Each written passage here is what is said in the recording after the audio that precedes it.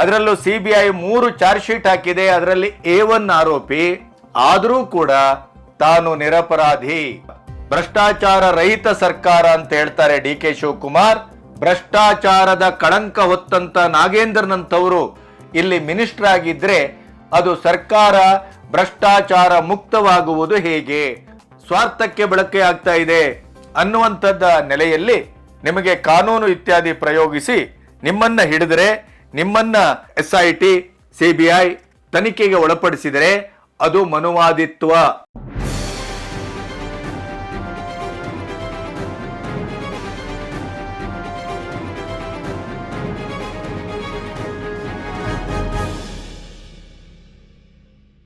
ನಮಸ್ತೆ, B Ganapati news ಚಾನೆಲ್ಗೆ ಸ್ವಾಗತ. ಡಿ ಕೆ ಶಿವಕುಮಾರ್ ಮುಖ್ಯಮಂತ್ರಿಯಾದ ನಂತರದ ಮೊದಲ ಅಧಿವೇಶನವೇ ನಾಗೇಂದ್ರರ ರಾಜೀನಾಮೆಗೆ ಸಂಪೂರ್ಣ ಬಲಿಯಾಗುವ ಎಲ್ಲಾ ಲಕ್ಷಣಗಳು ಕಾಣ್ತಾ ಇದೆ. ಬಳ್ಳಾರಿ, ಮೈಸೂರಿನಲ್ಲಿ ಅಹೋರಾತ್ರಿ ಪ್ರತಿಭಟನೆ ನಡೆದರೆ ಜಿಲ್ಲಾ ಕೇಂದ್ರಗಳಲ್ಲಿ ಬಿಜೆಪಿ ನಾಗೇಂದ್ರರ ರಾಜೀನಾಮೆಯವರೆಗೆ ಕಲಾಪವನ್ನ ನಡೆಸಲಿಕ್ಕೆ ಬಿಡುವುದಿಲ್ಲ ಅನ್ನುವಂಥ ಪ್ರತಿಭಟನೆಯನ್ನ ಸದನದ ಹೊರಗೆ ಮತ್ತು ಸದನದ ಒಳಗಡೆ ಇಂದಂತೂ ಕಪ್ಪು ಬಟ್ಟೆಯನ್ನ ಪ್ರದರ್ಶನ ಮಾಡುವ ಮೂಲಕ ರಾಜ್ಯಸಭೆಯಲ್ಲಿ ಪ್ರತಿಭಟನೆ ತೀವ್ರಗೊಂಡಿದೆ. ನಿನ್ನೆ ಬೆಳಗ್ಗೆ 2 ಸಾರಿ ಅಡ್ಜರ್ನ್ ಆಯಿತು, ಮಧ್ಯಾಹ್ನ ಮತ್ತೆ ಸಭೆ ಸೇರಿತು. ಆದರೂ ಕೂಡ ರಾಜೀನಾಮೆಯ ಪಟ್ಟನ್ನ ಬಿಡದ ಬಿಜೆಪಿ ರಾಜೀನಾಮೆ ಕೊಡುವವರೆಗೆ ಕಲಾಪವನ್ನ ನಾವು ನಡೆಸಲಿಕ್ಕೆ ಬಿಡುವುದಿಲ್ಲ ಅನ್ನುವಂಥದ್ದನ್ನ ಘೋಷಿಸಿದೆ. ಅದರ ಜೊತೆಗೆ ರಾಜೀನಾಮೆಗೆ ಪಟ್ಟು ಹಿಡಿದ ಬಿಜೆಪಿಯ ಈ ಒಂದು ಪ್ರತಿಭಟನೆಯ ಕಿಚ್ಚು ಅದು ಅತ್ಯಂತ ಗಟ್ಟಿಯಾಗಿ ಮುಂದುವರಿತಾ ಇರುವ ಲಕ್ಷಣ ಕಾಣ್ತಾ ಇದ್ದ ಹೊತ್ತಿಗೆನೆ ನಾಗೇಂದ್ರ ಅವರಿಂದ ರಾಜೀನಾಮೆಯನ್ನ ತೆಗೆದುಕೊಳ್ಳುವ ಪ್ರಶ್ನೆಯೇ ಇಲ್ಲ ಅಂತ ಡಿ ಕೆ ಶಿವಕುಮಾರ್ ಹೇಳಿದ್ರೆ, ನಾಗೇಂದ್ರ ಅವರು ಸದನದಲ್ಲಿ ನಾನು ಚರ್ಚೆಗೆ ಸಿದ್ಧವಾಗಿದ್ದೇನೆ, ನಮ್ಮ ಸರ್ಕಾರವೂ ಸಿದ್ಧವಿದೆ, ಆದರೆ ಚರ್ಚೆಗೆ ಪ್ರತಿಪಕ್ಷ ಸಿದ್ಧವಾಗಿಲ್ಲ, ಇದು ಪ್ರಜಾಪ್ರಭುತ್ವದ ಒಂದು ಅನುಸರಣೆಯೇ, ಪ್ರಜಾಪ್ರಭುತ್ವದ ರೀತಿ ನೀತಿಯೇ ಅನ್ನುವ ಪ್ರಶ್ನೆಯನ್ನ ಸುದ್ದಿಗೋಷ್ಠಿಯಲ್ಲಿ ಕೇಳುವ ಮೂಲಕ ತನ್ನ ಗಮನಕ್ಕೆ ಬಾರದೆ 187 ಕೋಟಿ ಅದು ಬ್ಯಾಂಕಿನಿಂದ ವಿಲೇವಾರಿಯಾಗಿದೆ. 800 ಖಾತೆಗೆ, ತೆಲಂಗಾಣ ಮೂಲದ ಹೈದರಾಬಾದಿನ 800 ಖಾತೆಗೆ 87 ಕೋಟಿ ಹಂಚಲ್ಪಟ್ಟಿತ್ತು. 100 ಕೋಟಿಯನ್ನ ನಾನು ನಿಗಮದಲ್ಲಿ ಅವ್ಯವಹಾರಕ್ಕೆ ಒಳಗಾಗಿದೆ ಅಂತ ಗೊತ್ತಾದ ಮೇಲೆ ನಾನು ಅದನ್ನ ತಡೆ ಹಿಡಿದ. ಚಂದ್ರಶೇಖರ್ ಅಧಿಕಾರಿ ಆತ್ಮಹತ್ಯೆ ಆದ ನಂತರವೇ ಈ ವಾಲ್ಮೀಕಿ ನಿಗಮದಲ್ಲಿ 187 ಕೋಟಿ ಹಗರಣ ಸಂಭವಿಸಿದೆ ಅನ್ನೋದು ನನಗೆ ಗೊತ್ತಾದದ್ದು. ನನ್ನ ಗಮನಕ್ಕೆ ಬರಲಿಲ್ಲ ಮತ್ತು ವಾಲ್ಮೀಕಿ ನಿಗಮದ ಅಧ್ಯಕ್ಷರ ಗಮನಕ್ಕೂ ಬರಲಿಲ್ಲ. ಇದು ಅಧಿಕಾರಿಗಳ ಹಂತದಲ್ಲಿ ನಡೆದಂತ ಒಂದು ಭ್ರಷ್ಟಾಚಾರ ಹಗರಣ. ಇದರ ಬಗ್ಗೆ SIT ಈಗಾಗಲೇ ತನಿಖೆ ನಡೆದಿದೆ. ನನ್ನ ಮೇಲೆ ಅನಾವಶ್ಯಕವಾಗಿ CBIಯೋ EDಯೋ ದಾಳಿಯನ್ನ ಕೇಂದ್ರ ಸರ್ಕಾರ ನಡೆಸಿದೆ. ಈ ಎಲ್ಲ ವಿವರಗಳನ್ನ ನಾನು ಸದನದಲ್ಲಿ ಕೊಡ್ಲಿಕ್ಕೆ ಸಿದ್ಧವಾಗಿದ್ದೇನೆ ಅನ್ನುವ ಮೂಲಕ ಪತ್ರಿಕಾಗೋಷ್ಠಿಯನ್ನ ನಡೆಸಿದ್ರು. ಚರ್ಚೆ ಸಂವಾದಕ್ಕೆ ಪ್ರತಿಪಕ್ಷ ಸಿದ್ಧವಾಗಿಲ್ಲ, ನಾವು ಸಿದ್ಧವಾಗಿದ್ದೇವೆ, ನಾನು ತಪ್ಪು ಮಾಡಿಲ್ಲ, ನಾನು ನಿರಪರಾಧಿ ಅನ್ನುವಂತ ಎಂದಿನ ಹೇಳಿಕೆಗಳನ್ನ ಮತ್ತೆ ಪುನರುಚ್ಚಾರ ಅನ್ನುವ ರೀತಿಯಲ್ಲಿ ಅವರು ತನ್ನ ಪತ್ರಿಕಾಗೋಷ್ಠಿಯಲ್ಲಿ ಹೇಳಿದರು. ಅದರ ವಿಡಿಯೋವನ್ನು ನಿಮಗೆ ತೋರಿಸ್ತೇವೆ. ಒಬ್ಬ ದಲಿತ ಮತ್ತೊಮ್ಮೆ ಮಂತ್ರಿ ಆಗಿದ್ದಾನೆ, ಒಬ್ಬ ಆದಿವಾಸಿ ಜನಾಂಗದಿಂದ ಮತ್ತೊಮ್ಮೆ ಮಂತ್ರಿ ಆಗಿದ್ದಾನೆ. ಇವನಿಗೆ ಹೆಂಗಾದ್ರೂ ಮಾಡಿ ತೆಗಿಬೇಕು, ಇವನಿಗೆ ಹೆಂಗಾದ್ರೂ ಮಾಡಿ ಅಲ್ಲಿಂದ ಇಳಿಸಬೇಕು ಅನ್ನುವಂತ ಹುನ್ನಾರವನ್ನ ಈ ಮನುವಾದಗಳು ಮಾಡ್ತಾ ಇದ್ದಾರೆ. ಇವತ್ತು ಇಡೀ ದೇಶನೇ ನೋಡ್ತಾ ಇದೆ. ಇವತ್ತು ಯಾವ ರೀತಿ ಕೇಂದ್ರದಲ್ಲಿರುವಂತಹ ಸರ್ಕಾರ ಯಾವ ರೀತಿ ನಮ್ಮ ದೇಶವನ್ನ ನಡೆಸ್ಕೊಂಡು ಹೋಗ್ತಿದೆ ಅಂತ ಹೇಳಿ, ಅದರಲ್ಲಿ ಮುಖ್ಯವಾಗಿ ದಲಿತರನ್ನ ಈ ದೇಶದಲ್ಲಿ ಈ ಮನುವಾದಿಗಳು ಇವತ್ತು ಯಾವ ರೀತಿ ನಡೆಸ್ಕೊಂಡು ಹೋಗ್ತಾ ಇದ್ದಾರೆ ಅನ್ನುವಂತ ವಿಚಾರವನ್ನ ಈಗಾಗಲೇ ದೇಶಾದ್ಯಂತ ಕಣ್ತೆರೆದು ನೋಡ್ತಾ ಇದೆ. ಇವತ್ತು ಮೊನ್ನೆ ತಾನೇನೆ ಇನ್ನ ಒಂದು ಘಟನೆ ಕೂಡ ನಡೀತು. ಇವತ್ತು ಈಗಾಗಲೇ ಕೂಡ ರಾಜ್ಯಸಭೆಯ ವಿರೋಧ ಪಕ್ಷದ ನಾಯಕರು ಪ್ರಧಾನಮಂತ್ರಿಗೆ ಸರಿಸಮಾನವಾಗಿರುವಂತಹ ಸ್ಥಾನ ಅದು. ಆ ಒಬ್ಬ ವ್ಯಕ್ತಿ ನಮ್ಮ ಮಲ್ಲಿಕಾರ್ಜುನ್ ಖರ್ಗೆ ಸಾಹೇಬರು ಉತ್ತರಾಖಂಡಲ್ಲಿ ಹೋಗ್ಬಿಟ್ಟು ಒಂದು ಮೀಟಿಂಗ್ ಅನ್ನು ಮಾಡ್ಕೊಂಡು ಬಂದ್ರೆ, ಇವತ್ತು ಆ ಜಾಗಕ್ಕೆ ಹೋಗಿ ಈ ಮನುವಾದಿಗಳು ಹೋಗ್ಬಿಟ್ಟು ಇವತ್ತು ಅಲ್ಲಿ ಆ ಜಾಗವನ್ನ ಶುದ್ಧೀಕರಣ ಮಾಡ್ತಾರಂದ್ರೆ ಇವತ್ತು ನನಗನ್ಸುತ್ತೆ ಇವತ್ತು ಈ ದೇಶದಲ್ಲಿ ಇನ್ನ ವರ್ಣ ಪದ್ಧತಿ ಇದೆ ಅನ್ನುವಂತ ವಿಚಾರವನ್ನ ತಿಳಿಸ್ಲಿಕ್ಕೆ ನಾನು ಬಯಸ್ತೀನಿ. ಆದರೆ ಕೆಳಮನೆ ಮತ್ತು ಮೇಲ್ಮನೆ ಎರಡೂ ಕಡೆಗೂ ಬಿಜೆಪಿ ತನ್ನ ಪಟ್ಟನ್ನ ಸಡಿಲಿಸ್ತಾ ಇಲ್ಲ. ಎಲ್ಲಿಯವರೆಗೆ ನಾಗೇಂದ್ರರ ರಾಜೀನಾಮೆ ಆಗುವುದಿಲ್ಲವೋ ಅಲ್ಲಿಯವರೆಗೆ ಸದನವನ್ನ ಸುರಕ್ಷಿತವಾಗಿ ಸುಸೂತ್ರವಾಗಿ ನಡೆಸಲಿಕ್ಕೆ ನಾವು ಬಿಡುವುದಿಲ್ಲ.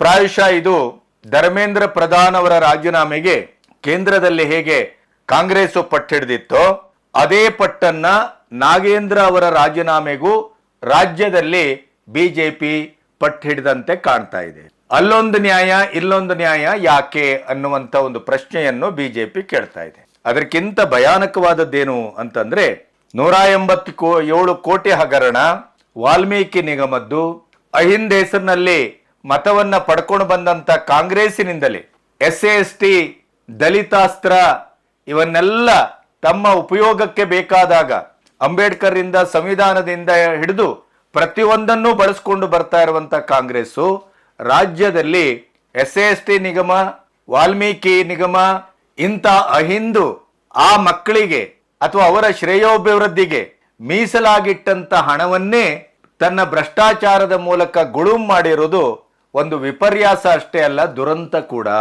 ಈಗ ನಾಗೇಂದ್ರರ ಪ್ರೆಸ್ ಮೀಟ್ ಅನ್ನ ನಾವು ಕೂಲಂಕಷವಾಗಿ ಒಂದಿಷ್ಟು ವಿಶ್ಲೇಷಣೆಗೆ ಒಳಪಡಿಸುವುದರ ಜೊತೆಗೆ ನಾಗೇಂದ್ರ ಅವರು ಕೊನೆಗೂ ತನ್ನ ಮೇಲೆ 32ಕ್ಕೂ ಹೆಚ್ಚು ಕೇಸ್ ಇದೆ.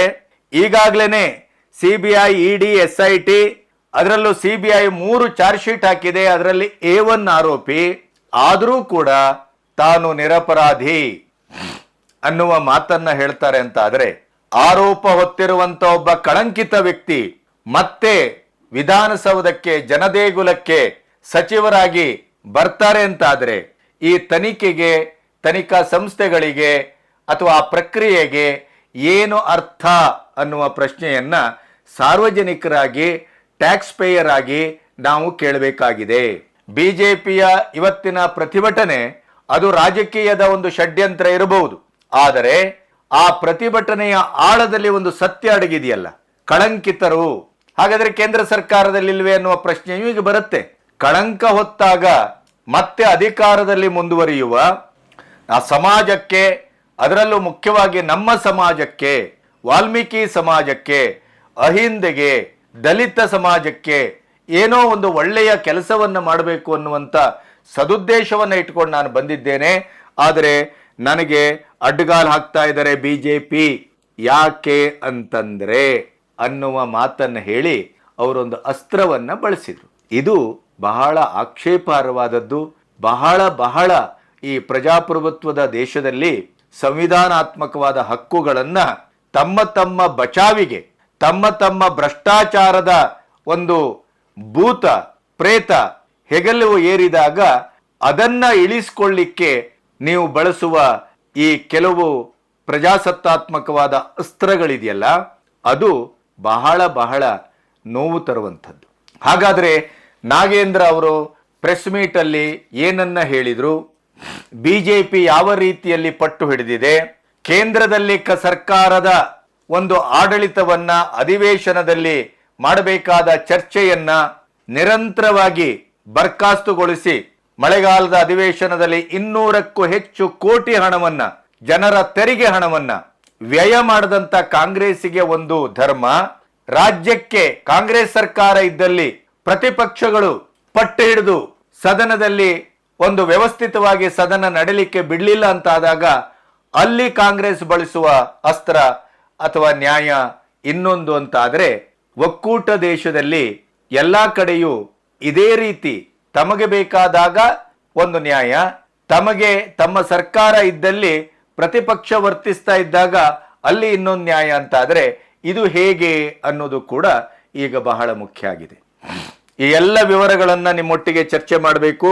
ಇಲ್ಲಿಯವರೆಗೆ ನನ್ನ ಚಾನಲ್ ಅನ್ನ ಸಬ್ಸ್ಕ್ರೈಬ್ ಮಾಡದೇ ಇದ್ರೆ ಸಬ್ಸ್ಕ್ರೈಬ್ ಮಾಡಿ. ಅದರ ಜೊತೆಗೆ ಸ್ವತಂತ್ರ ಪತ್ರಿಕೋದ್ಯಮಕ್ಕೆ ಬೆಂಗಾವಲಾಗಿ. ಹಾಗೇನೆ ನಿಮ್ಮ ಅಭಿಪ್ರಾಯವನ್ನು ಕೂಡ ಕಮೆಂಟ್ ಬಾಕ್ಸ್ ಅಲ್ಲಿ ದಾಖಲಿಸಿ. ಬಿಜೆಪಿಯವರ ಪ್ರಕಾರ ವಾಲ್ಮೀಕಿ ನಿಗಮದಲ್ಲಿ ನಡೆದಂತ 187 ಕೋಟಿ ಹಗರಣ ಅದು ಖಜಾನೆ ಲೂಟಿ ಅಂತ ಅವ್ರು ಹೇಳ್ತಾ ಇದ್ದಾರೆ. ಸದನದಲ್ಲಿ ನಿನ್ನೆ ಘೋಷವಾಕ್ಯ ಏನಿತ್ತು ಅಂದ್ರೆ ರಾಜೀನಾಮೆ ಕೊಡುವಲ್ಲಿಯವರೆಗೆ ಕಲಾಪವನ್ನ ನಾವು ಮಾಡಲಿಕ್ಕೆ ಬಿಡುವುದಿಲ್ಲ. ಹಾಗೇನೆ ಮೊದಲು ರಾಜೀನಾಮೆ ಆಮೇಲೆ ಕಲಾಪ. ವಾಲ್ಮೀಕಿ ಹಗರಣದ ಹಣ ಎಲ್ಲಿಗೋಯ್ತು? ರಾಹುಲ್ ಗಾಂಧಿ ಅವರ ಜೇಬಿಗೆ ಹೋಯ್ತು. ಈ ತರದ ಘೋಷಣೆ ನಿನ್ನೆ ಕೇಳಿ ಬರ್ತಾ ಇತ್ತು. ಸದನದ ಒಳಗಡೆ ಮತ್ತು ಸದನದ ಹೊರಗಡೆ ಎರಡೂ ಕಡೆ ರಾಜೀನಾಮೆಗೆ ಪಟ್ಟು ಹಿಡಿದಿದ್ದು ಯಾವ ರೀತಿ ಅಂತಂದ್ರೆ ಅದು ಸಡಿಲಗೊಳ್ಳುವ ಯಾವ ಲಕ್ಷಣವೂ ಕಾಣ್ತಾ ಇಲ್ಲ. SC/ST ಮಕ್ಕಳ ಭವಿಷ್ಯವನ್ನ ಕಸಿದ ನಾಗೇಂದ್ರ, ಭ್ರಷ್ಟಾಚಾರ ರಹಿತ ಸರ್ಕಾರ ಅಂತ ಹೇಳ್ತಾರೆ DK ಶಿವಕುಮಾರ್. ಭ್ರಷ್ಟಾಚಾರದ ಕಳಂಕ ಹೊತ್ತಂತ ನಾಗೇಂದ್ರನಂತವರು ಇಲ್ಲಿ ಮಿನಿಸ್ಟರ್ ಆಗಿದ್ರೆ ಅದು ಸರ್ಕಾರ ಭ್ರಷ್ಟಾಚಾರ ಮುಕ್ತವಾಗುವುದು ಹೇಗೆ ಅಂತ ಅಶೋಕ್ ಅವರ ವಾಗ್ದಾಳಿ. ಹಾಗಾಗಿ ಈ ಒಂದು ಪ್ರತಿಭಟನೆ ಬಹಳ ಖಡಕ್ ಆಗಿ ಮುಂದುವರಿತಾ ಇದೆ. ಇಲ್ಲಿ 2-3 ರೀತಿಯಲ್ಲಿ ಈ ಒಂದು ಸಂದರ್ಭವನ್ನ ವಿಶ್ಲೇಷಣೆ ಮಾಡಬಹುದು. ಮೊದಲನೇದಾಗಿ ನಾಗೇಂದ್ರ ಅವರ ಪ್ರೆಸ್ ಮೀಟ್ ಅನ್ನು ಮಾಡಿದ್ರು. ಅದರ ಝಲಕ್ಕನ್ನು ನಿಮಗೆ ತೋರಿಸ್ತೇವೆ. ಅವರೇನ್ ಹೇಳಿದ್ರು? ನಾವು ಚರ್ಚೆಗೆ ಸಿದ್ಧವಾಗಿದ್ದೇವೆ, ನಮ್ಮ ಹತ್ರ ಸತ್ಯ ಇದೆ, ಏನೇನ್ ನಡೆಯಿತು ಅನ್ನೋದನ್ನ ಸಂಪೂರ್ಣವಾಗಿ ನಾವು ಹೇಳ್ತೇವೆ. ನಿಗಮದ ಅಧ್ಯಕ್ಷರಿಗಾಗ್ಲಿ ಮಂತ್ರಿ ಆದಂತ ನನ್ನಂಥವನಿಗಾಗ್ಲಿ ನಮಗೆ ಈ ವಿಷಯ ಗೊತ್ತಿರಲಿಲ್ಲ. ನಮ್ಮ ಗಮನಕ್ಕೆ ಬಾರದೇನೆ 187 ಕೋಟಿ ಬ್ಯಾಂಕಿಗೆ, ಅದರಲ್ಲೂ ಯೂನಿಯನ್ ಬ್ಯಾಂಕಿಗೆ ಟ್ರಾನ್ಸ್ಫರ್ ಆಗಿದೆ. ಅಲ್ಲಿಂದ 87 ಕೋಟಿ ತೆಲಂಗಾಣದ ಹೈದರಾಬಾದಿಗೆ ಸಂಬಂಧಪಟ್ಟು 800 ಖಾತೆಗೆ ವರ್ಗಾವಣೆ ಆಗಿದೆ. ಇರುವ ಆಕ್ಷೇಪ ಏನು? ಒಂದು, ಈ 187 ಕೋಟಿ ತೆಲಂಗಾಣದ ವಿಧಾನಸಭಾ ಚುನಾವಣೆಗೆ ಕಾಂಗ್ರೆಸ್ ಬಳಸಿದೆ. ಇನ್ನೊಂದು ಚಾರ್ಜ್ ಶೀಟ್ ಅಲ್ಲೇ ಇವರ ಆಕ್ಷೇಪವರು, ನಮ್ಮ ಅಶೋಕ್ ಅವರು ಹೇಳುವ ಆಕ್ಷೇಪ ಏನು ಅಂತಂದ್ರೆ ವಾಲ್ಮೀಕಿ ನಿಗಮದ ಹಣ ಚಿನ್ನ ಖರೀದಿ, ಚುನಾವಣೆಗೆ ಬಳಕೆ, ಇದೆರಡು ಚಾರ್ಜ್ ಶೀಟ್ ಅಲ್ಲಿ ದಾಖಲಾಗಿದೆ ಅಂತ ಅವ್ರು ಹೇಳ್ತಾರೆ. ಈ charge sheet CBI, ED, SIT ಅದರ ತನಿಖೆ, ಜಾಮೀನು, ಕೋರ್ಟು ಅದನ್ನೆಲ್ಲವನ್ನ ಒಂದು ಕಡೆಗಿಟ್ಟು ಅದು ನ್ಯಾಯಾಂಗಕ್ಕೆ ಸಂಬಂಧಪಟ್ಟಂತ ವಿಚಾರಣೆಯ ಪ್ರಕ್ರಿಯೆ ಅಂತ ಬಿಡೋಣ. ನಾಗೇಂದ್ರನ ಮಾತನ್ನ ಇಟ್ಟುಕೊಂಡು ಮಾತಾಡೋಣ. ಮೊದಲನೇದಾಗಿ ಚರ್ಚೆಗೆ ನಾವು ಸಿದ್ಧರಿದ್ದೇವೆ, ಪ್ರತಿಪಕ್ಷ ರೆಡಿ ಇಲ್ಲ, ಸಿದ್ಧರಿಲ್ಲ, ಪ್ರಜಾಪ್ರಭುತ್ವದ ಕಗ್ಗೊಲೆ ಇತ್ಯಾದಿ ಇತ್ಯಾದಿ. ಇದೇ ಮಾತನ್ನ ಅಮಿತ್ ಶಾ ಅಧಿಕೃತವಾಗಿ ಸ್ಪೀಕರಿಗೆ ಲೆಟರ್ ಕೊಟ್ರು. ನೀಟ್ ಎಕ್ಸಾಮು ಪ್ರಶ್ನೆ ಪತ್ರಿಕೆಯ ಒಂದು ಬಹಿರಂಗ, ಅದಕ್ಕೆ ಸಂಬಂಧಪಟ್ಟು ಜಿರ್ಲೆಗಳ ಹೋರಾಟ, ಜಂತರ್ ಮಂತರ್ ಜುಲೈ 20 ಆ ಹಿಂಸಾಚಾರ, ಪೊಲೀಸರ ನಡವಳಿಕೆ, ಲಾಠಿ ಚಾರ್ಜು ಇತ್ಯಾದಿ ಇತ್ಯಾದಿ. ಅದರ ಬಗ್ಗೆ ನಾನು ಸಮಗ್ರವಾಗಿ 24 ಅವರ್ಸ್ ರೆಡಿ ಇದ್ದೇನೆ, ಅಹೋರಾತ್ರಿ ಚರ್ಚೆಗೂ ರೆಡಿ ಇದ್ದೇನೆ, ನೀವು ನನಗೆ ಅಧಿಕೃತವಾಗಿ ಪತ್ರ ಕೊಡಿ, ನಾವು ಚರ್ಚೆಗೆ ಸಿದ್ಧ ಅನ್ನೋದನ್ನ. ಆದರೆ ರಾಹುಲ್ ಗಾಂಧಿ ನೇತೃತ್ವದ ಕಾಂಗ್ರೆಸ್ ಸರ್ಕಾರ ಅಥವಾ ಇಂಡಿ ಕೂಟ ಅಮಿತ್ ಶಾ ಸದನಕ್ಕೆ ಬರ್ತಾ ಇಲ್ಲ, ಸಂಸತ್ತಿಗೆ ಬರ್ತಾ ಇಲ್ಲ, ಅಡಗಿ ಕೂತಿದ್ದಾರೆ, ಓಡೋಗಿದ್ದಾರೆ, ಗಡಗಡ ಗಡಗಡ ಅಂತ ನಡುಗ್ತಾ ಇದ್ದಾರೆ, ಉತ್ತರ ಕೊಡಬೇಕು, ಈ ರೀತಿ ಮಾತಾಡಿ ಇಡೀ ಅಧಿವೇಶನವನ್ನ ಲಗಾಡಿ ತೆಗೆದ್ರಲ್ಲ. ಅಮಿತ್ ಶಾ ಸ್ವತಃ ನಾನು ಚರ್ಚೆಗೆ ಸಿದ್ಧನಿದ್ದೇನೆ ಅಂತ ಹೇಳಿದಾಗ ಕಾಂಗ್ರೆಸ್ ಯಾಕೆ ಚರ್ಚೆಗೆ ಮುಂದಾಗಿಲ್ಲ? ಸಂಸತ್ತಿನಿಂದ ಯಾಕೆ ಓಡಿ ಹೋದ್ರು? ಅದನ್ನ ಇಡೀ ಕಾಂಗ್ರೆಸ್ಸಿನ ಇಡೀಯದಾದಂತ ಸರ್ಕಾರಗಳು ಮತ್ತು ನಾಯಕರುಗಳು ದೇಶಾದ್ಯಂತ ಅದನ್ನ ಸಮರ್ಥಿಸಿದ್ರಲ್ಲ. ಆ ಸಮರ್ಥನೆಯನ್ನ ಈಗ ನಾವು ನೆನಪಿಸಿದರೆ ನಾಗೇಂದ್ರ ಅವರ ಮಾತನ್ನ ಯಾವ ರೀತಿ ತಗೋಬೇಕು? ಅಲ್ಲಿ ಅಮಿತ್ ಶಾ ಅವರು ಚರ್ಚೆಗೆ ಸಿದ್ಧವಾಗಿದ್ದರೂ ಕೂಡ ಅದರ ಜೊತೆಗೆ ಅವರು ಟಾಸ್ಕ್ ಫೋರ್ಸ್ ಮಾಡಿದ್ದಾರೆ, ತಕ್ಷಣ ಬರ್ಖಾಸ್ತುಗೊಳಿಸಿದ್ದಾರೆ ಎಕ್ಸಾಮ್ ಅನ್ನ, ಮತ್ತೆ ಹೊಸ ಎಕ್ಸಾಮ್ ಅನ್ನ ಕಂಡಕ್ಟ್ ಮಾಡಿದ್ದಾರೆ, ಅತ್ಯಂತ ನ್ಯಾಯಯುತವಾಗಿ ಆ ಎಕ್ಸಾಮ್ ಅನ್ನ ನಡೆಸಿದ್ದಾರೆ, ಎಲ್ಲ ಪ್ರಕ್ರಿಯೆಗಳನ್ನು ಮಾಡಿದ್ದಾರೆ. ಯಾರ್ಯಾರಿಗೆ ತಪ್ಪಿತಸ್ಥರಿಗೆ ಶಿಕ್ಷೆ ಆಗಬೇಕೋ ತ್ವರಿತ ನ್ಯಾಯಾಲಯಕ್ಕೆ ವಿಶೇಷವಾದ ವ್ಯವಸ್ಥೆ ಮಾಡಲಾಗಿದೆ, ಎಲ್ಲವೂ ಆಗಿದೆ. ಇಷ್ಟಾಗಿಯೂ ಕೂಡ ಕಾಂಗ್ರೆಸ್ ತನ್ನ ಪಟ್ಟನ್ನ ಬಿಟ್ಟಿಲ್ಲ, ಜನರ ಹಣದ ಬಗ್ಗೆ ಕಾಳಜಿ ವಹಿಸಿಲ್ಲ, ಮಳೆಗಾಲದ ಅಧಿವೇಶನವನ್ನ ಸಂಪೂರ್ಣವಾಗಿ ನುಂಗಿ ನೀರು ಕುಡಿಯಿತು. Point number 1. ಧರ್ಮೇಂದ್ರ ಪ್ರಧಾನ್ ರಾಜೀನಾಮೆಗೆ ಯಾವ ರೀತಿ ಪಟ್ಟು ಹಿಡಿದ್ರು ಇದೇ ಕಾಂಗ್ರೆಸ್ನವರು? ಇಲ್ಲಿ ನಾಗೇಂದ್ರ ಹೇಳ್ತಾರೆ, ನನಗೇನೂ ಗೊತ್ತಿಲ್ಲ, ನಿಗಮದ ಅಧ್ಯಕ್ಷರಿಗೂ ಗೊತ್ತಿಲ್ಲ. ಯಾವಾಗ ಚಂದ್ರಶೇಖರ್ ಅನ್ನುವಂತ ಅಧಿಕಾರಿ ಆತ್ಮಹತ್ಯೆ ಮಾಡಿಕೊಂಡ್ರೋ ಅದರ ಮರುದಿನ ಒಂದು ದಿನ ಬಿಟ್ಟು ನನಗೆ ಗೊತ್ತಾಯ್ತು. ಇದನ್ನ ನಾವು ನಂಬೇಕಾ? 187 ಕೋಟಿ ಫಿನಾನ್ಸ್ ಮಿನಿಸ್ಟರ್ ಆಗಿನ ಮುಖ್ಯಮಂತ್ರಿ ಸಿದ್ದರಾಮಯ್ಯನವರು, ಮಂತ್ರಿಗಳು ಯಾರು? ನಾಗೇಂದ್ರ ಅವರು, ನಿಗಮದ ಅಧ್ಯಕ್ಷರು. ಇವ್ರು ಯಾರಿಗೂ ಗೊತ್ತಾಗ್ದೇನೆ 187 ರೂಪಾಯಿ ಅಲ್ಲ, ಅದು 187 ಕೋಟಿ. ಅದು ಹಿಂದುಳಿದ ವರ್ಗದ ಅಭಿವೃದ್ಧಿಗೆ ಮೀಸಲಾದಂತ ಹಣ. ಹಿಂದುಳಿದ ವರ್ಗದ ಅಹಿಂದಿನ ಜಪ ಮಾಡಿ ಅಧಿಕಾರಕ್ಕೆ ಬಂದಂತ ಕಾಂಗ್ರೆಸ್. ಇದೇ ಬಿಜೆಪಿಯ ಸರ್ಕಾರವೇ ಈ ಕೆಲಸವನ್ನ ಮಾಡಿದ್ದಿದ್ರೆ, SC/STಗೆ ರಿಸರ್ವ್ ಫಂಡ್ ಅನ್ನ ನಿಮ್ಮ ಬಿಟ್ಟಿ ಭಾಗ್ಯಕ್ಕೆ ಬಳಸದಂತ ಕೆಲಸ ಮಾಡದಿದ್ರೆ ನೀವೇನ್ ಹೇಳ್ತಿದ್ರಿ? ಈ ಪ್ರಶ್ನೆ ಉದ್ಭವ ಆಗುದಿಲ್ವೇ? ಇಲ್ಲಿ ಹೇಳ್ತೀರಿ ಅಧಿಕಾರಿ ವರ್ಗದಲ್ಲಿ ಆದಂತದ್ದು. ಹಾಗಾದ್ರೆ ನೀಟ್ ಎಕ್ಸಾಮಿನ ಪೇಪರ್ ಲೀಕು ಧರ್ಮೇಂದ್ರ ಪ್ರಧಾನ್ ಅವರನ್ನ ಯಾಕೆ ಗುರಿ ಮಾಡಿದ್ರಿ? ಧರ್ಮೇಂದ್ರ ಪ್ರಧಾನ್ ಅವರ ರಾಜೀನಾಮೆಯನ್ನ ಯಾಕೆ ಕೇಳಿದ್ರಿ? KPSC ಹಗರಣ ಇಷ್ಟು ಮುಗಿಲು ಮುಟ್ಟುವಷ್ಟು ಆಗ್ತಾ ಇದೆಯಲ್ಲ, ಇಲ್ಲಿ ಯಾರ ರಾಜೀನಾಮೆ ತಗೊಂಡ್ರಿ ನೀವು? ಈಗ ಇಲ್ಲಿ 187 ಕೋಟಿ ಹಗರಣಕ್ಕೆ ಅಧಿಕಾರಿಗಳನ್ನೇ ನೀವು ಮುಂದು ಮಾಡ್ತೀರಿ ಮತ್ತು ಶೂಲಕ್ಕೆ ಹಾಕ್ತೀರಿ, ಅವರನ್ನೇ ಜವಾಬ್ದಾರಿಯ ಸ್ಥಾನದಲ್ಲಿ ನಿಲ್ಲಿಸ್ತೀರಿ ಅಂತ ಆದ್ರೆ ಧರ್ಮೇಂದ್ರ ಪ್ರಧಾನ್ ಅವರು ಯಾಕೆ ರಾಜೀನಾಮೆ ಕೊಡಬೇಕಿತ್ತು ಸಚಿವರಾಗಿ? ಅವ್ರೇನ್ ನೇರ ಪ್ರಶ್ನೆ ಪತ್ರಿಕೆ ಹಂಚಲಿಕ್ಕೆ ಹೋಗಿದ್ರಾ? ಇಲ್ಲ ತಾನೆ.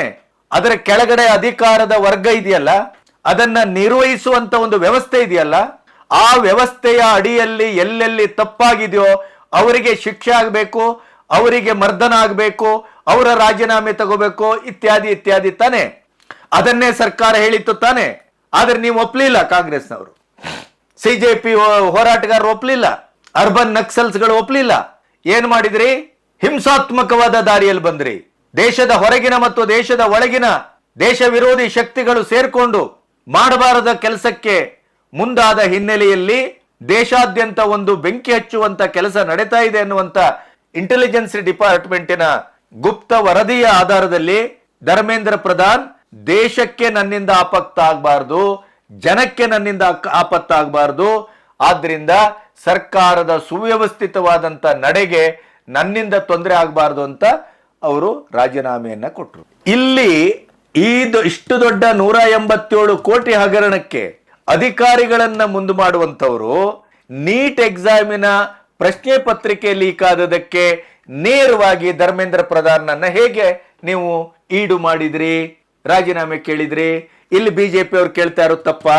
ಇಲ್ಲಿ ಬಿಜೆಪಿ ಅವ್ರು ಹಿಡಿದ ಪಟ್ಟು ತಪ್ಪ? ಈ ಪ್ರಶ್ನೆ ಬರುತ್ತೆ. ಅಲ್ಲಿ ಪ್ರಜಾಪ್ರಭುತ್ವದ ಕಗ್ಗೊಲೆ ಆಗುದಿಲ್ಲ. ಅಮಿತ್ ಶಾ ಅವರು ನಾನು ಸಂಪೂರ್ಣವಾಗಿ ಚರ್ಚೆಗೆ ಸಿದ್ಧವಾಗಿದ್ದೇನೆ, ಕಿರಣ್ ರಿಜಿಜು ಹೇಳಿದ್ರು ನಾವು ರೆಡಿ ಇದ್ದೇವೆ ಬನ್ನಿ, ಆದರೆ ಓಡಿ ಹೋಗಬೇಡಿ, ಚರ್ಚೆಗೆ ಸಂಪೂರ್ಣವಾಗಿ ಸಿದ್ಧರಾಗಿ ಬನ್ನಿ, ನಾವು ರೆಡಿ ಇದ್ದೇವೆ. ಅಲ್ಲಿ ಇಲ್ಲ, ಅಲ್ಲಿ ಸಂಸತ್ತಿನಿಂದ ಓಟ, ಅಲ್ಲಿ ಸಂಸತ್ತನ್ನ ಬರ್ಖಾಸ್ತು, ಅಲ್ಲಿ ಸಂಸತ್ತನ್ನ ಸಂಪೂರ್ಣವಾಗಿ ಗಲಾಟೆ, ಗದ್ದಲ, ಪ್ಲೇ ಕಾರ್ಡು, ನವನಾಶನ. ಅದು ಪ್ರಜಾಪ್ರಭುತ್ವ. ಇಲ್ಲಿ ಬಿಜೆಪಿ ಅವರು ಮಾಡಿದ್ರೆ ತನಿಖೆಯಾಗಿ ಶುದ್ಧರಾಗಿ ಹೊರಗೆ ಬನ್ನಿ, ಆವಾಗ ನೀವು ಮಂತ್ರಿಯಾಗಿ. ಯಾರು ಬೇಡ ಹೇಳಿದ್ದಾರೆ? ಒಂದು ಪರಂಪರೆ ಇದೆಯಲ್ಲ ನಮ್ಮಲ್ಲಿ. ಟೆಲಿಫೋನ್ ಹಗರಣ ಆದಾಗ, ರೇವರ್ಜೀತು ಹಗರಣ ಆದಾಗ, ಬಾಟ್ಲಿಂಗ್ ಹಗರಣ ಆದಾಗಲ್ಲ ನಮ್ಮ ರಾಮಕೃಷ್ಣ ಹೆಗಡೆ ಅವ್ರು ಏನ್ ಮಾಡಿದ್ರು? ರಾಜೀನಾಮೆ ಕೊಟ್ಟಿಲ್ವೇ? ಎಂತೆಂತ ಉದಾಹರಣೆಗಳು ಬೇಕು ನಿಮ್ಗೆ? ತಮ್ಮ ಮೇಲೆ ಕಳಂಕದ ಆರೋಪ ಬಂದಾಗ ಸ್ವಯಂ ಪ್ರೇರಣೆಯಿಂದ ನೈತಿಕತೆಯನ್ನ ಹೊತ್ತು ರಾಜೀನಾಮೆ ಕೊಟ್ಟಂತ ಉದಾಹರಣೆ 79 ವರ್ಷದಲ್ಲಿ ಇಲ್ವೇ? ಆ ಸತ್ತ ಸಂಪ್ರದಾಯದಲ್ಲಿ ಇವತ್ತು ಯಾರನ್ನು ನಾವು ನಿರೀಕ್ಷೆ ಮಾಡ್ಲಿಕ್ಕೆ ಆಗುದಿಲ್ಲ. ಅದು ಬಿಜೆಪಿ ಇರಬಹುದು, ಕಾಂಗ್ರೆಸ್ ಇರಬಹುದು, ಜನತಾದಳ ಇರಬಹುದು, ಇನ್ನೊಂದಿರ್ಬೋದು, ಸಮಾಜವಾದಿ ಪಾರ್ಟಿ ಇರ್ಬೋದು, ಮಗದೊಂದಿರ್ಬೋದು, TMC ಇರ್ಬೋದು, ಏನೇ ಅಂತ ಕುಲ, ಅಂತ ಒಂದು ವ್ಯಕ್ತಿಗಳು ಇವತ್ತು ನಮ್ಮ ಮಧ್ಯೆ ಇಲ್ಲ, ಪ್ರಶ್ನೆನೇ ಬೇರೆ. ಆದರೆ ನಿಮಗೆ ಕೇಂದ್ರದಲ್ಲಿ ನಿಮಗೆ ರಾಜೀನಾಮೆ ಬೇಕು, ಇಲ್ಲಿ ನೀವು ರಾಜೀನಾಮೆ ಕೇಳಿದಾಗ ಪ್ರಜಾಪ್ರಭುತ್ವವನ್ನ ಮುಂದೆ ಮಾಡ್ತೀರಿ. ಅದಕ್ಕಿಂತ ಮುಖ್ಯವಾಗಿ ನಾಗೇಂದ್ರ ಅವರ ಪ್ರೆಸ್ ಮೀಟ್ ನಲ್ಲಿ ನೀವು ಅದನ್ನು ಗಮನಿಸಬೇಕು, ಮತ್ತೆ ನಾವು ಅದನ್ನು ತೋರಿಸ್ತೇವೆ ನಿಮ್ಗೆ. ದಲಿತಾಸ್ತ್ರವನ್ನ ಬಳಸಿದ್ರು. ಒಬ್ಬ ದಲಿತ ಮತ್ತೊಮ್ಮೆ ಮಂತ್ರಿ ಆಗಿದ್ದಾನೆ, ಒಬ್ಬ ಆದಿವಾಸಿ ಜನಾಂಗದಿಂದ ಮತ್ತೊಮ್ಮೆ ಮಂತ್ರಿ ಆಗಿದ್ದಾನೆ. ಇವನಿಗೆ ಹೆಂಗಾದ್ರೂ ಮಾಡಿ ತೆಗಿಬೇಕು, ಇವನಿಗೆ ಹೆಂಗಾದ್ರೂ ಮಾಡಿ ಅಲ್ಲಿಂದ ಇಳಿಸಬೇಕು ಅನ್ನುವಂತ ಹುನ್ನಾರವನ್ನ ಈ ಮನುವಾದಗಳು ಮಾಡ್ತಾ ಇದ್ದಾರೆ. ಇವತ್ತು ಸಿಎಂ ಇದನ್ನ ಹೇಳಿದ್ರು, ಬುಡಕಟ್ಟು ಜನಾಂಗದಿಂದ ಬಂದವರು, ಹಿಂದುಳಿದ ವರ್ಗದಿಂದ ಬಂದವರು. ನಾಗೇಂದ್ರರು ಅದನ್ನೇ ಹೇಳಿದ್ರು, ನಾನು ನಮ್ಮ ಸಮಾಜ ನೋಡ್ತಾ ಇದೆ, ನಮ್ಮ ಸಮಾಜ ಬಿಡಲ್ಲ, ನಾನು ಹಿಂದುಳಿದ ವರ್ಗದಿಂದ ಬಂದಿದ್ದೇನೆ, ಬುಡಕಟ್ಟು ಜನಾಂಗದಿಂದ ಬಂದಿದ್ದೇನೆ, ಆದ್ರಿಂದ ನನ್ನ ರಾಜೀನಾಮೆಯನ್ನ ಕೇಳ್ತಾ ಇದ್ದಾರೆ ಈ ಮನುವಾದಿಗಳು. ಅಂದ್ರೆ ದುಡ್ಡು ತಿನ್ನೋದು ನೀವು, ಹಗರಣದಲ್ಲಿ ಸಿಕ್ಕಾಕೊಳ್ಳೋರು ನೀವು, ಎಲ್ಲ ಮಾಡಬಾರದ್ದೆಲ್ಲ ಮಾಡುವವರು ನೀವು. ಕೊನೆಗೆ ಅದನ್ನ ನ್ಯಾಯಯುತವಾಗಿ ಸಾಂವಿಧಾನಿಕವಾಗಿ ಜನರ ತೆರಿಗೆಯ ಹಣ ಇಲ್ಲಿ ದುರುಪಯೋಗ ಆಗ್ತಾ ಇದೆ, ಸ್ವಾರ್ಥಕ್ಕೆ ಬಳಕೆ ಆಗ್ತಾ ಇದೆ ಅನ್ನುವಂಥದ್ದ ನೆಲೆಯಲ್ಲಿ ನಿಮಗೆ ಕಾನೂನು ಇತ್ಯಾದಿ ಪ್ರಯೋಗಿಸಿ ನಿಮ್ಮನ್ನ ಹಿಡಿದರೆ, ನಿಮ್ಮನ್ನ SIT CBI ತನಿಖೆಗೆ ಒಳಪಡಿಸಿದರೆ ಅದು ಮನುವಾದಿತ್ವ. ನಿಮ್ಮ ಜಾತಿ ಮತ್ತು ಹಿನ್ನೆಲೆಯ ಕಾರಣಕ್ಕಾಗಿ ನಿಮ್ಮನ್ನ ಬಗ್ಗು ಬಡಿಯಲಾಗುತ್ತಿದೆ.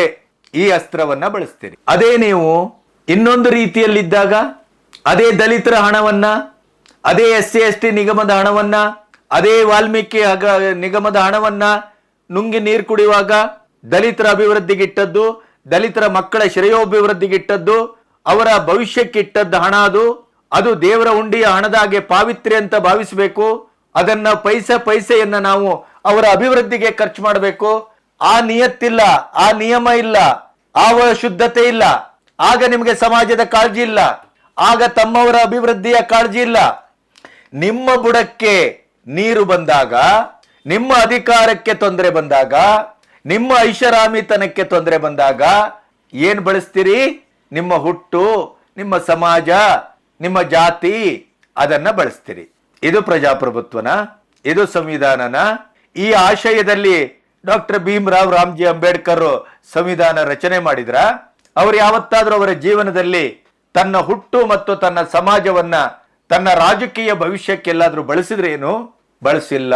ಇಲ್ಲಿ ಏನು ಅಂತಂದ್ರೆ, ಪ್ರತಿಯೊಬ್ಬರೂ ಕೂಡ ರಾಜಕೀಯದಲ್ಲಿ ಕೊನೆಗೂ ತಮ್ಮ ಬಚಾವಿಗೆ, ತಮ್ಮ ಮಗ್ಗುಲಿಗೆ ನೀರು ಹರಿದಾಗ, ಇನ್ನೇನು ನಮ್ಮ ತಲೆ ಉರುಳುತ್ತದೆ ಅಂತಂದಾಗ ಕೊನೆಗೂ ಬಳಸಬಹುದಾದ ಅಸ್ತ್ರ ದಲಿತಾಸ್ತ್ರ. ಇದು ಬಹಳ ಬೇಸರದ ಸಂಗತಿ. ನಿಮ್ಮನ್ಯಾರು ದಲಿತರು ಅಂತಲನೋ ಬುಡಕಟ್ಟು ಜನಾಂಗದವರು ಅಂತಲನೋ ಯಾವ ಕಾರಣಕ್ಕೂ ನಿಮ್ಮನ್ನು ಆ ರೀತಿ ಸಮಾಜ ನೋಡಿಲ್ಲ. ನೀವು ಕಳಂಕಿತರಾದಾಗ, ಭ್ರಷ್ಟರಾದಾಗ ನಿಮ್ಮ ಬಚಾವಿಗೆ ನೀವು ಈ ಅಸ್ತ್ರವನ್ನ ಬಳಸ್ತೀರಿ ಅಂತ ಆದರೆ ಇದು ಖಂಡಿತವಾಗಿಯೂ ಅಂಬೇಡ್ಕರ್ರಿಗೆ ಮಾಡುವ ಅವಮಾನ, ಸಂವಿಧಾನಕ್ಕೆ ಮಾಡುವ ಅವಮಾನ. ನಾಗೇಂದ್ರ ಅವರು ಉತ್ತರಾಖಂಡದಲ್ಲಿ ರಾಮಲೀಲಾ ಮೈದಾನದಲ್ಲಿ ಮಲ್ಲಿಕಾರ್ಜುನ್ ಖರ್ಗೆ ಅವರು ಭಾಷಣ ಮಾಡಿದಾಗ ಅದನ್ನು ಶುದ್ಧೀಕರಿಸುವಂತ ಕೆಲಸ ಮಾಡಿದ್ರು. ಈಗಲೂ ದಲಿತರನ್ನ ಯಾವ ರೀತಿ ನೋಡ್ತಾ ಇದೆ ಈ ಮನುವಾದಿಗಳು, ಬಿಜೆಪಿ ಅನ್ನೋದನ್ನ ನಾವು ಇವತ್ತು ವರ್ತಮಾನದಲ್ಲಿ ಕಾಣಬಹುದು ಅನ್ನುವಂತ ಮಾತನ್ನು ಆಡಿದ್ರು. ಆದರೆ ನೆನಪಿಡಿ, ಮಲ್ಲಿಕಾರ್ಜುನ ಖರ್ಗೆ ಅವರು ಭಾಷಣ ಮಾಡಿದಂತ ನೆಲವನ್ನ ಶುದ್ಧೀಕರಿಸಿದ್ದಾರೆ ಅಂತ ಗೊತ್ತಾದ ತಕ್ಷಣ ಬಿಜೆಪಿಯಿಂದ RSS ನಿಂದ ಪ್ರತಿಯೊಬ್ಬರು ಕೂಡ ಏಕಕಂಠದಲ್ಲಿ ಅದನ್ನ ಖಂಡಿಸಿದ್ದಾರೆ. ಮತ್ತೆ ಆ ಅಪರಾಧ ಮಾಡಿದವರನ್ನ ಹಿಡಿದು ಒಳಗೆ ಹಾಕಿದ್ದಾರೆ. ಇದನ್ನು ಮಾತಾಡುವುದಿಲ್ಲ ನೀವು. ನಾಗೇಂದ್ರ ಒಂದು ರಾಜೀನಾಮೆಯನ್ನ ಪಟ್ಟು ಹಿಡಿದಂತ ಬಿಜೆಪಿ ಬಹಳ ಸುಭಗ ಪಕ್ಷ, ಬಹಳ ನ್ಯಾಯಯುತವಾಗಿದೆ ಅನ್ನೋದು ಅರ್ಥ ಅಲ್ಲ. ಆದರೆ ಒಂದು ಕಳಂಕಿತ ವ್ಯಕ್ತಿ, 32ಕ್ಕೂ ಹೆಚ್ಚು ಕೇಸ್ ಇದ್ದಂತ ವ್ಯಕ್ತಿ, ನ್ಯಾಯಾಂಗದ ಮೂಲಕ ತನಿಖೆಯನ್ನ ಎದುರಿಸ್ತಾ ಇರುವಂತ ವ್ಯಕ್ತಿ, ಇಷ್ಟು ಜರೂರತ್ತಾಗಿ ಅರ್ಜೆಂಟ್ ಆಗಿ ಮತ್ತೆ ಅಧಿಕಾರಕ್ಕೆ ಬರುವ, ಸಚಿವ ಸ್ಥಾನಕ್ಕೆ ಬರುವ ಅಗತ್ಯತೆ, ಜರೂರತ್ತು ಏನಿತ್ತು? DK ಶಿವಕುಮಾರ್ ಮೊನ್ನೆ ಸದನದ ಆರಂಭದಲ್ಲಿ ಇಡೀಯದಾಗಿ ಕರ್ನಾಟಕದ ಮುಖ್ಯಮಂತ್ರಿಗಳ ಬಗ್ಗೆ ಉದ್ದೇಶಿಸಿ ಮಾತಾಡಿದ್ರಲ್ಲ, ಎಂತ ಅದ್ಭುತವಾದ ಮಾತು, ಎಂತ ಅನನ್ಯವಾದಂತ ವಿವರಣೆ. ಪಕ್ಷಾತೀತವಾಗಿ ಈ ಎಲ್ಲ ಕಾರಣಕ್ಕಾಗಿ ನಾವು DK ಶಿವಕುಮಾರ್ ಅವರನ್ನ ಮೆಚ್ಚಿಕೊಳ್ಳೋದು. DK ಶಿವಕುಮಾರ್ ಬೌದ್ಧಿಕ ಸಾಮರ್ಥ್ಯ ಇದೆಯಲ್ಲ, ಅನಾಲಿಟಿಕಲ್ ಆದಂತ ಒಂದು ಅವರ ಮಾತುಗಾರಿಕೆ ಮತ್ತು ಪಕ್ಷಾತೀತವಾಗಿ ಮೊದಲ ದಿನ ಪ್ರತಿಪಕ್ಷದವರನ್ನು ವಿಶ್ವಾಸಕ್ಕೆ ತೆಗೆದುಕೊಳ್ಳುವ ಅವರ ನಡೆ, ಮತ್ತೆ RSS ಬಗ್ಗೆ ಆಗ್ಬೋದು, ಹಿಂದೂ ಧರ್ಮದ ಬಗ್ಗೆ ಆಗ್ಬೋದು, ಸನಾತನ ಧರ್ಮದ ಬಗ್ಗೆ ಆಗ್ಬೋದು, ಅವ್ರಿಗಿರುವಂತ ಒಂದು ಸಾಫ್ಟ್ ಕಾರ್ನರ್ ಅನ್ನೋದಕ್ಕಿಂತ ಆ ಒಂದು ಭಕ್ತಿ ಭಾವದ ಪ್ರಜ್ಞೆ. ರಾಜ್ಯಕ್ಕೆ ಮೋದಿ ಅವರು ಬಂದಾಗ ಅವರೊಟ್ಟಿಗೆ ರಾಜ್ಯದ ಮುಖ್ಯಮಂತ್ರಿಯಾಗಿ ಅವರು ನಡ್ಕೊಂಡಂತ ಮಾದರಿ ನಡೆ, ಮೊನ್ನೆ ಆ ಬೇರೆ ಬೇರೆ ಈ 75 ವರ್ಷಗಳಲ್ಲಿ ಕರ್ನಾಟಕವನ್ನ ಆಳಿ ಹೋದಂತ ಮುಖ್ಯಮಂತ್ರಿಗಳ ಬಗ್ಗೆ ಅವರು ಮಾತಾಡಿದ ಮಾತು, ಅದು ಚರಿತ್ರಾರ್ಹವಾದ ಮಾತು. ಅದನ್ನ ಪುಸ್ತಕ ಮಾಡಬೇಕು. ಆ ಮಾತುಗಳು ದಾಖಲಾರ್ಹವಾಗುವಂತ ಮಾತು. ಅಂತ ಅದ್ಭುತವಾದ ಭಾಷೆ, ಅದ್ಭುತವಾದ ವಿನಯ, ಮತ್ತೆ ಅವರ ಇಡೀಯದಾದಂಥ ವ್ಯಕ್ತಿತ್ವವನ್ನ ಕಡೆದು ಕಟ್ಟಿ ನಿಲ್ಲಿಸಿದಂಥದ್ದು ಅದು DK ಶಿವಕುಮಾರ್ ಅವರ ಬೌದ್ಧಿಕ ಸಾಮರ್ಥ್ಯ, ಹೃದಯವಂತಿಕೆ ಅಂತ ನಾನು ಭಾವಿಸ್ತೇನೆ. ಇಂಥ DK ಶಿವಕುಮಾರ್ ಅವರು ನಾಗೇಂದ್ರ ಅವರ ಸಮರ್ಥನೆಗೆ ಇಳಿಯುವುದು ಖಂಡಿತ ಸಲ್ಲ. ಅದು ಅವರ ವ್ಯಕ್ತಿತ್ವಕ್ಕೂ ಶೋಭೆ ಅಲ್ಲ. ಅವರಿಗೆ ರಾಜೀನಾಮೆ ಕೊಡಿಸ್ಬೇಕು, ಅವರು ಕಳಂಕವನ್ನ ತೊಳ್ಕೋಬೇಕು, ಆಮೇಲೆ ಶುದ್ಧರಾಗಿ ಅವರು ಮತ್ತೆ ವಿಧಾನಸಭೆಗೆ ಬರಬೇಕು. ಇದು ಸರಿಯಾದ ಕ್ರಮ. ನಿಮಗೇನು ಅನ್ನಿಸ್ತದೆ? ದಯವಿಟ್ಟು ಪ್ರತಿಕ್ರಿಯಿಸಿ ಮತ್ತು ನಮ್ಮ ಈ ವಿಡಿಯೋವನ್ನ ಪೂರ್ಣವಾಗಿ ನೋಡಿ ಹೆಚ್ಚೆಚ್ಚು ಶೇರ್ ಮಾಡಿ. ನಮಸ್ತೆ.